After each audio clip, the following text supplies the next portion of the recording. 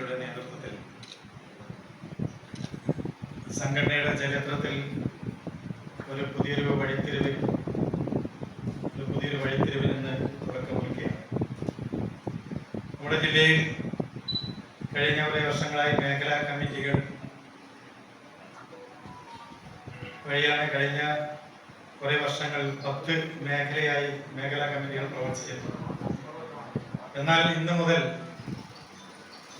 നമ്മുടെ ജില്ലയിലെ 5 നിയോജക മണ്ഡലം കേന്ദ്രീകരിച്ചുകൊണ്ട് വ്യാപാരി വ്യവസായി ഏകോപന സമിതി 5 നിയോജക മണ്ഡലം കമ്മിറ്റി രൂപീകരിക്കാൻ തീരുമാനിച്ചിരിക്കുകയാണ്. വ്യാപാരി വ്യവസായി ഏകോപന സമിതി ഇങ്ങനെ ഒരു തീരുമാനമെടുക്കാൻ തന്നെ കാരണം വ്യാപാര മേഖല ഇന്ന് വലിയ ഒരു തകർച്ച നേരിട്ടുകൊണ്ടിരിക്കുകയാണ്. ഇത് ഇന്നും ഇന്നലെയും ഉണ്ടായതല്ല. കഴിഞ്ഞ 5-10 വർഷക്കാലമായി ചെറുകിട വ്യാപാര മേഖല ഏറ്റവും വലിയൊരു ദുരിതം അനുഭവിച്ചുകൊണ്ടാണ് മുന്നോട്ട് പോകുന്നത്. നോട്ട് നിരോധനം മുതൽ GST, അതുപോലെ പ്രളയക്കെടുതികൾ, കോവിഡ്, ഇങ്ങനെ ഓരോ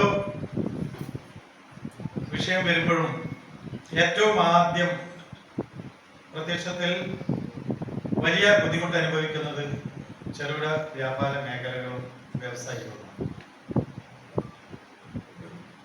കഴിഞ്ഞ കുറേ വർഷങ്ങളായി ഇത്തരം ദുരിതങ്ങളൊക്കെ വരുമ്പോൾ നമുക്ക് അനുകൂലമായ തീരുമാനമെടുക്കേണ്ട കേന്ദ്ര സർക്കാരുകൾ ചെറുകിട വ്യാപാര മേഖലയെ തീർത്തും അവഗണിച്ചുകൊണ്ട് ഈ രാജ്യത്തെ വൻകിട കോർപ്പറേറ്റുകളെ സഹായിക്കുന്ന നിലപാടുകളുമായിട്ടാണ് കേരള സർക്കാരുകൾ മുന്നോട്ട് പോയിക്കൊണ്ടിരിക്കുന്നത്.